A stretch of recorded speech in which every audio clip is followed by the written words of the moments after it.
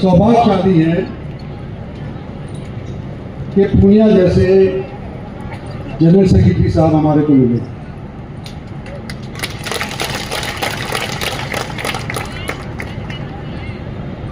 और अगले 10 दिन तक यहाँ पर रहेंगे और मुझे उम्मीद है अगर कोई पिक्चर पार्टी के अंदर अगर है भी तो ये कौड़ा खड़काएंगे और सब लाइन के अंदर आकर के खड़े हो। और मैं शुरुआत करता हूं अपने आप से। पिछले दिनों के अंदर टिकटें बटी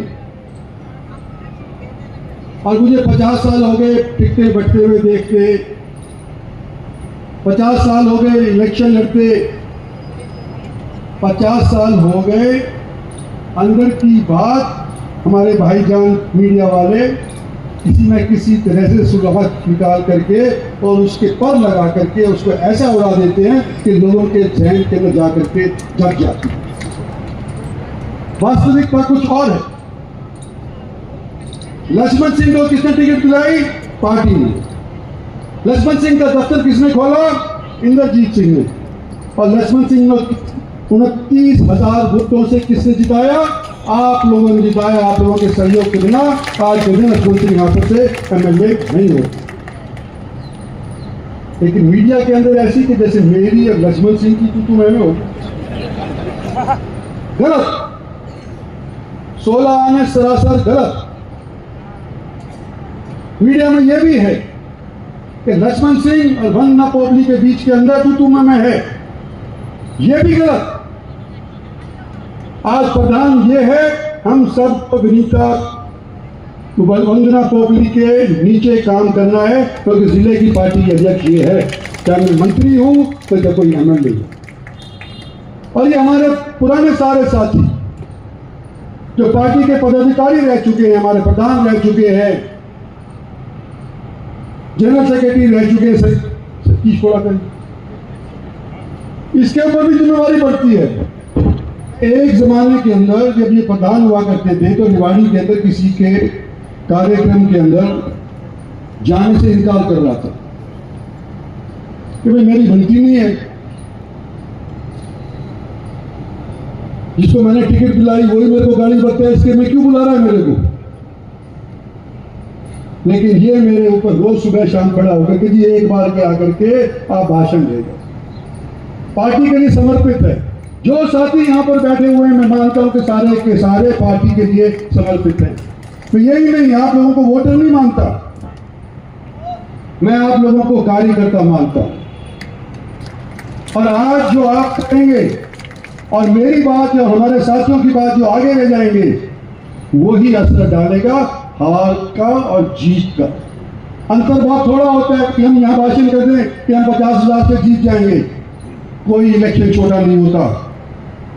और आज यहां पर रेवाड़ी के अंदर न केवल भारतीय जनता पार्टी की साख लग रही है, जिस पार्टी को तुमने प्रधानमंत्री का रूप दिया, जिस पार्टी को तुमने 2-3 बारी से चीफ मिनिस्टर का रूप दिया, आज वो हमारे भारतीय जनता पार्टी के गढ़ के अंदर अगर हार जाती है तो पार्टी की फजीयत तो होती ही होती है, हमारे प्रधानमंत्री की भी होती है और आपके चुने हुए नुमाइंदे इंद्रजीत सिंह की भी फजीयत होती है। ये बात याद रखना।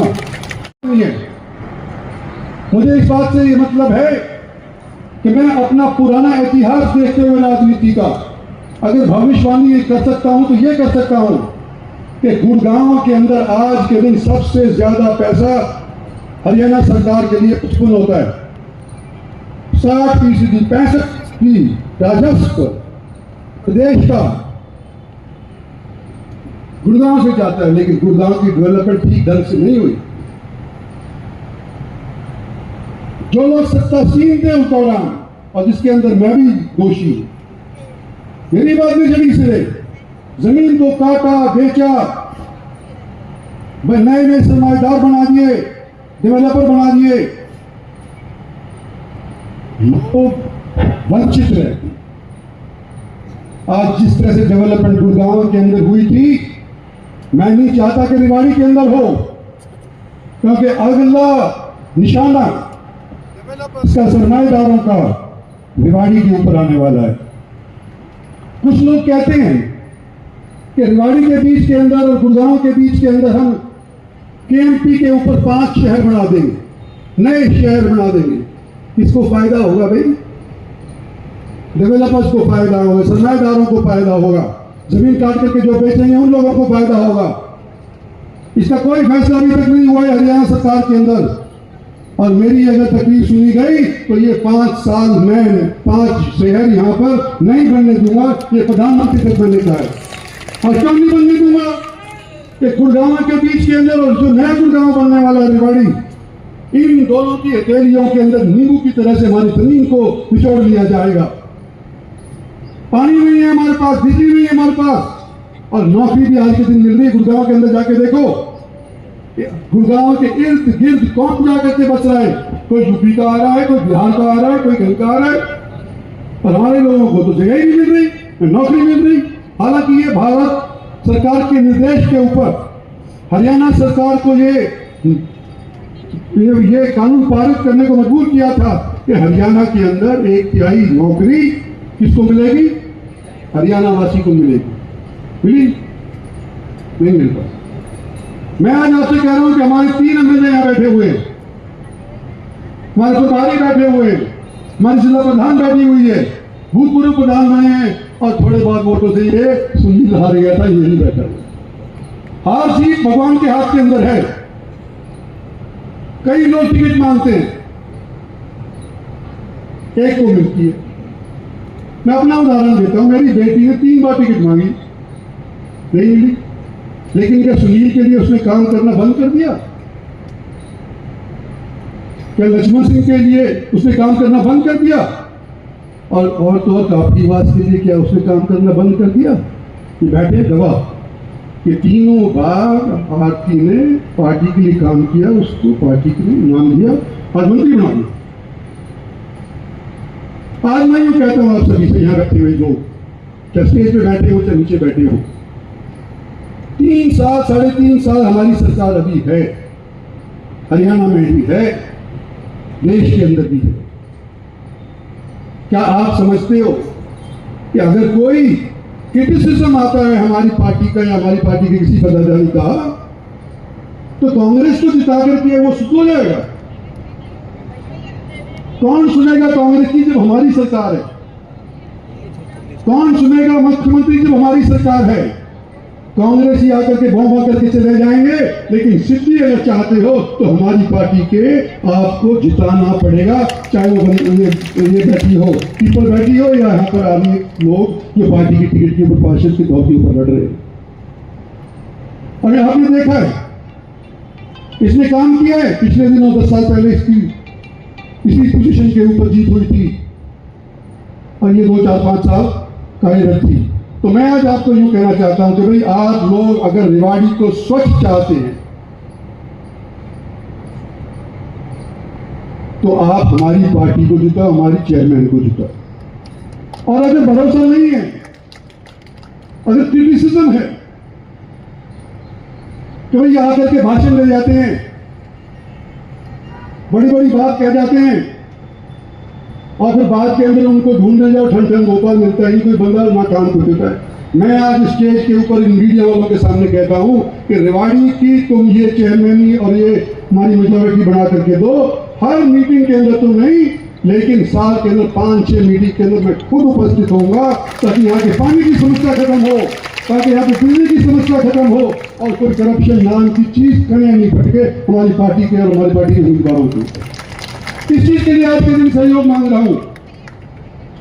और आप लोग यूं सोचो कि इंद्रजीत सिंह आकर सबकी वोट ढलवा देगा, नहीं होगा। ये एमएलए बैठे हैं, हमारे भूतपूर्व प्रधान बैठे हैं। मैं यूं कहता हूं तुम्हारे को, तुम भी अपना 5 दिन दो, 4 वार्ड 5 वार्ड लो, 5 वार्ड तो लो, 5 दिन यहां पर रुको, और आप अपने नीचे जितने भी पार्टी में ये मार्केट कमेटी के चेयरमैन बना रखे हैं, उन सबको 2-3 वोट दो।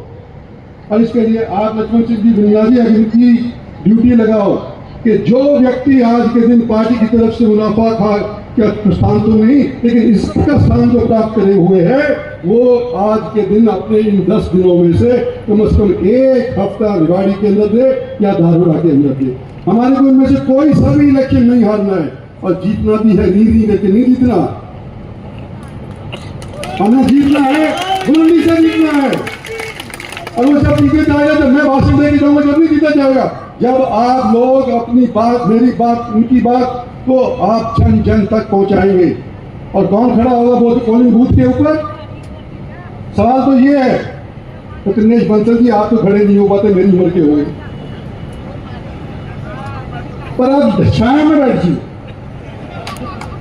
आप छाया में बैठ जी चौहान साहब, कोई बात नहीं, आप छाया में बैठ करके यहाँ पे संभालो। एक भूतपूर्व प्रधान है हमारे पार्टी के,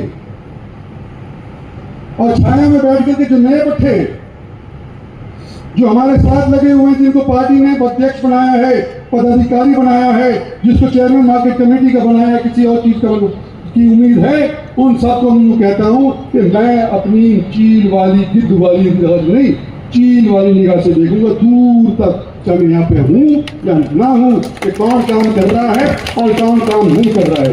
और जो काम नहीं कर रहा है उसकी अगर खबर मेरे पास आएगी तो भाई 3.5 साल तक तो मैं हूँ, कोई उसकी सुनने नहीं हूँ, कोई सभी काम करेगा। इसलिए आज मैं आपसे निवेदन करना चाहता हूँ कि हमने खोला तो दफ्तर है, उनका पीपल का इसको मेरा आशीर्वाद प्राप्त है, लेकिन साथ साथ जितने भी 32-33 आपके वार्ड हैं, जिसको भी पार्टी की टिकट मिली है, उसका भी बराबर के तौर के ऊपर आप लोगों ने समर्थन करना है, ताकि ये तो हो कि रेवाड़ी से आवाज ऐसी बुलंद होकर के जाए कि भाई सारे हरियाणा के अंदर बातें सबसे ज्यादा नफरी के अनुसार अगर जीत किसी की हुई है तो यहाँ पर हमारी चेयरमैन की हुई है और भावना जी हमारी चेयरमैन की हुई है। कोई शक, कोई गलती? आगे के लिए क्या आप लोग तैयार हैं? रेवाड़ी को हम प्रसिद्ध बना सकते हैं, नहीं, हम रेवाड़ी को खुशहाल बनाएंगे। कैसे बनाएंगे? हम और आप मिलकर करेंगे, और मैं आपकी कमेटी के बीच के अंदर साल के अंदर कम से कम 5-6 बार बैठ करके ये सुनिश्चित करूंगा कि रेवाड़ी के अंदर जो काम हो रहे हैं, जो पैसा आ रहा है, वो गंदी नाली के अंदर बह करके ना चला जाए। लक्ष्मण सिंह ने जिक्र कर दिया, क्या जिक्र कर दिया कि इतने सरकार ने दिए, इतने सरकार ने दिए, सही, उसकी बात में मैं जोड़ना चाहता हूं।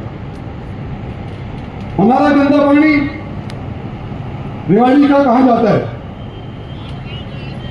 जहां पर हम एक पर्यटन स्थल बनाना चाहते थे, जिस जगह के ऊपर हम शुद्ध पानी डालना चाहते थे, जहां पर 13-14 गांव की जमीन मसानी के अलावा गई हुई है, आज क्या है? सिरे रेवाड़ी का भी पानी जाता है, धारोड़ा का भी पानी जाता है, और हमारे यहाँ रेवाड़ी का भी जाता है, तीनों जगह का पानी जाता है। स्कीम भारत सरकार की, तो समझ लो थोड़ी सी धक्केबाजी भारत सरकार की तरफ से हुई। अलवर के अंदर, रेवाड़ी के अंदर एक ऐसा बढ़िया पानी का साफ करने वाला तंत्र लगाया जाएगा कि गंदा पानी हमारी तरफ नहीं आए।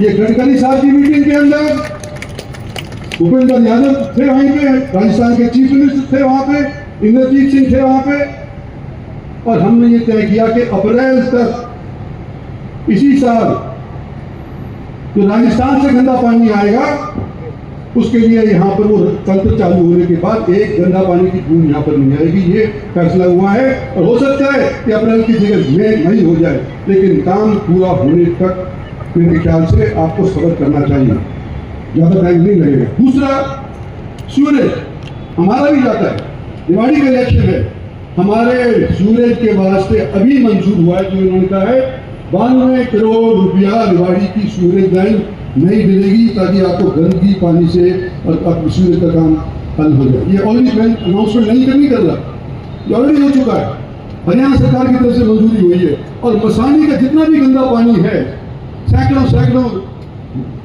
लीटर पानी जो है, उसको यहां से निकाल करके, मसानी बैराज से निकाल करके पाइपलाइन, बड़ी मोटी सी पाइपलाइन के अंदर डाल करके और ड्रेन नंबर 8 पे डाल करके यहाँ से बहा देंगे। सारे पानी को एक बार इसको समाप्त कर देंगे, खाली कर देंगे। उसका कुल वही रसवंती बीच के अंदर बोला कर एक बार रह जाती 217 करोड़ रुपया 3 विभागों के ऊपर ये बटा हुआ है। एक विभाग का जितना इन्होंने बताया वो जिक्र कर रहे हैं उसका सही है, लेकिन 2 विभाग और हैं इसके अंदर, एक तो पानी वाला है, एक इरिगेशन वाला है, एक पोल्यूशन वाला है। इन सब का मिलाकर के सारा पहला मसानी का बैराज का पानी यहाँ से निकाल दिया जाएगा और उसके बाद नहर का स्वच्छ पानी यहाँ पर डाला जाएगा। ये स्कीम हमारी है। तो रेवाड़ी को हम अच्छा बनाना चाहते हैं। हमारी पार्टी से हो सकता है कोई गलती हो गई या पर नियत के अंदर कोई शोक क्या करता है मेरी को बताओ। हम आज के दिन भी आपसे यूँ कह रहे हैं कि अगली जगह रेवाड़ी डेवलप होएगी। आज आपने निर्णय लेना है 10 दिन के भीतर भीतर कि रेवाड़ी की डेवलपमेंट करने के लिए कौन उपयुक्त है। क्या वो उपयुक्त है कि जो 3.5 साल जिसकी सरकार न केंद्र में बन सकती ना प्रदेश के अंदर बन सकती, या वो उपयुक्त है जिसकी सरकार केंद्र में भी 3 साल तक अभी रहेगी और हरियाणा में भी 3 साल तक रहेगी। तो जो 3 साल के लिए सरकार रही है तो बहती गंगा में भैया हाथ धो लेना चाहिए और हमारे इन साथियों को सभी को दिखा देना चाहिए। ये मेरी आपसे अपील है। धन्यवाद।